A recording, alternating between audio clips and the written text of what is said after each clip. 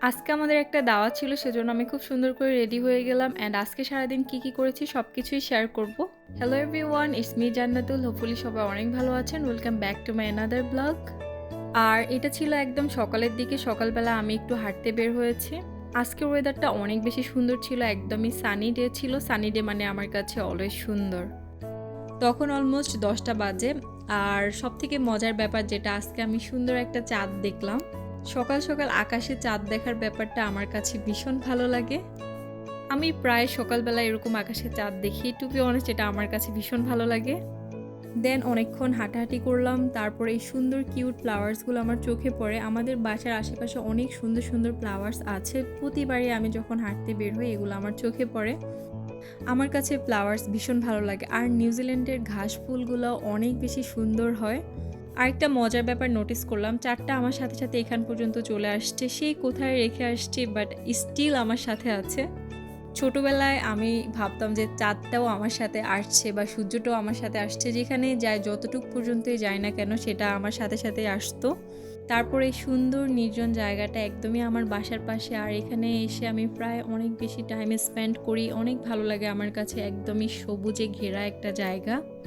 আমার কাছে সবুজ দেখলেই ভালো লাগে, একটা প্রশান্তি চলে আসে মনের মধ্যে।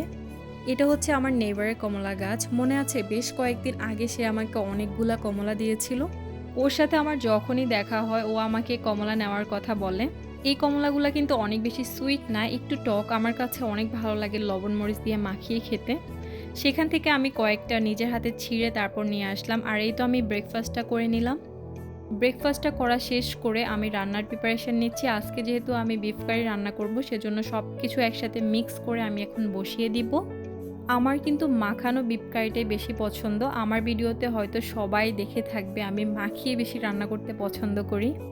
দেন রান্না শেষ করে আমি শপিং মলে চলে আসলাম, যেহেতু আমার দাওয়াত আছে, আমাকে গিফট কিনতে হবে। আজকে আমাদের দাওয়াত হলো সাজ্জা আপুদের বাসায়।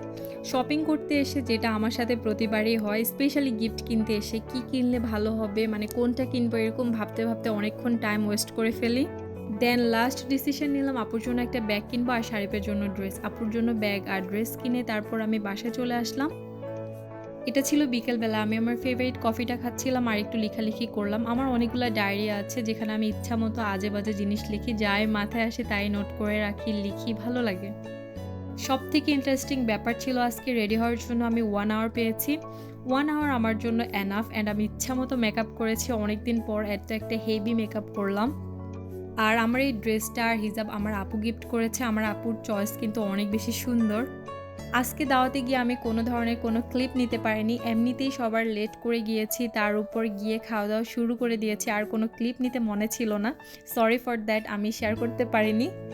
বাট আপুর খাবারগুলো অনেক বেশি মজার ছিল, আর আপু অলওয়েজ ট্রাই করে একটু ইউনিক রেসিপি করতে। আপুর খাবার অলওয়েজই আমার অনেক বেশি ভালো লাগে। সো আজকে এই পর্যন্তই। Thank you everyone for watching this video. Bye by.